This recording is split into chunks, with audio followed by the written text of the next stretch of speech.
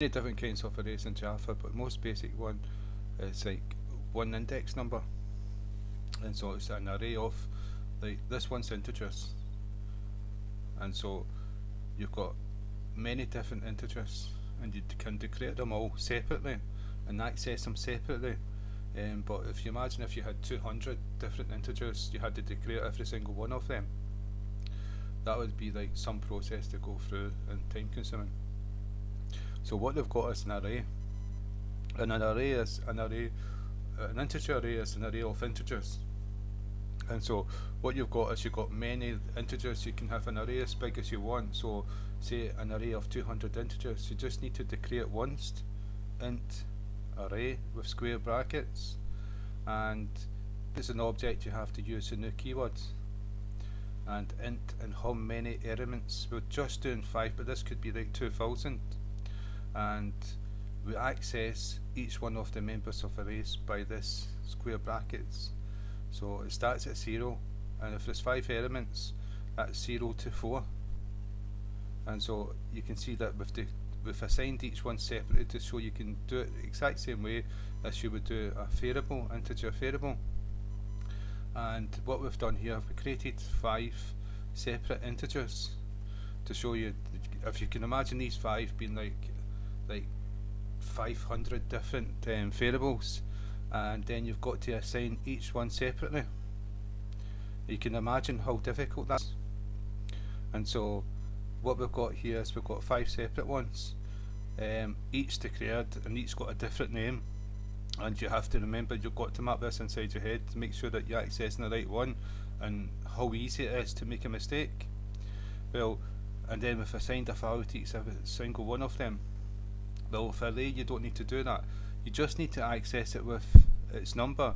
So if there was 200 elements in this array and you wanted to access element number 44, you would just type number 44 inside these square brackets, index brackets, and that would be that element in that array accessed. And so I've accessed these individually to show the relationship between each one of these different integers, but you don't need to do that. You can assign the values to them all in one line of code, and I'm going to show you how to do that. Right, so here I've assigned each one individual, but we don't need to do that. And so what I'm going to do, I'm going to keep it there so you can still see it, but I'm going to comment it out, and just so you can still see it on the screen, though it won't be part of the code. These lines comment this code out. Right, is it 2? Yeah, it's commented out. Yeah, jumping between the different languages, sometimes you get a bit confused. So it's commented out, and what we're going to do is we're going to assign all the values to this array in one go, just one line of code, and it's just like accessing an integer. See how we've got num1 equals 22.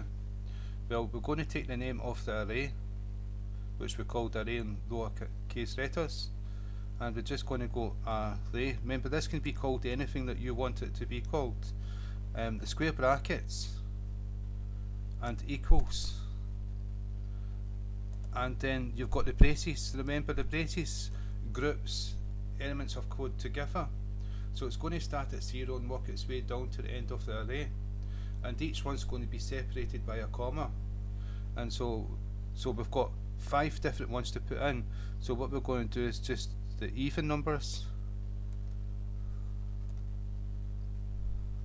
That's 8, and we'll put 10. So that's 1, 2, 3, 4, 5 elements in the code. Right, but what we're going to do, this should be, we've declared it all 1 here, and so I'm going to declare it in 2 parts. I'm going to put this part in a constructor. Cut. And then if we do the new int, and if we do array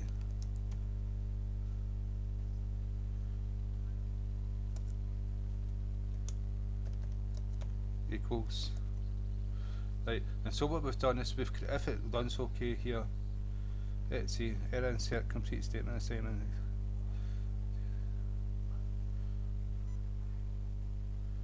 Let's see.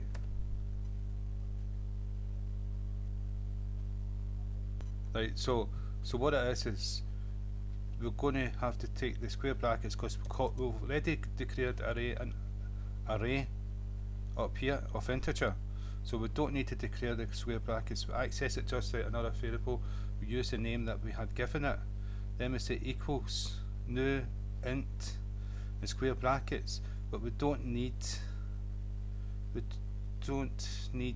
this, that's it there.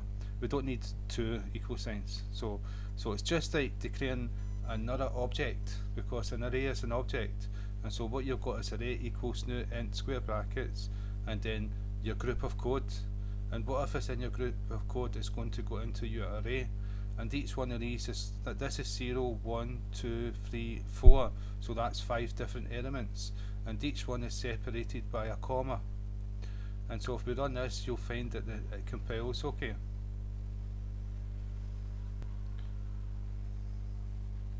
Taking its time. There you go, and you can see we've got 2, 4, 6, 8, 10 what we put in here, and just to prove it I'm going to change the 6 to 38, and if we run the program again, and you can see that 6 was changed to a 38, so we've assigned it all in one go, and this could be like 200 different integers, variables that would have to type out individual and access them individual, and we can do it all in the one. And so you can imagine an array of a correct of members can be all put together in one line of code and accessed in one line of code. And so as you can see this print statement down here, all we're doing is array square brackets and we're putting the variable num inside it. We've got this for it, we've covered for it, and you've got num equals 0, num less than 5, then you've got increment num, and in num's going to go 0, 1, 2, 3, 4 and stop.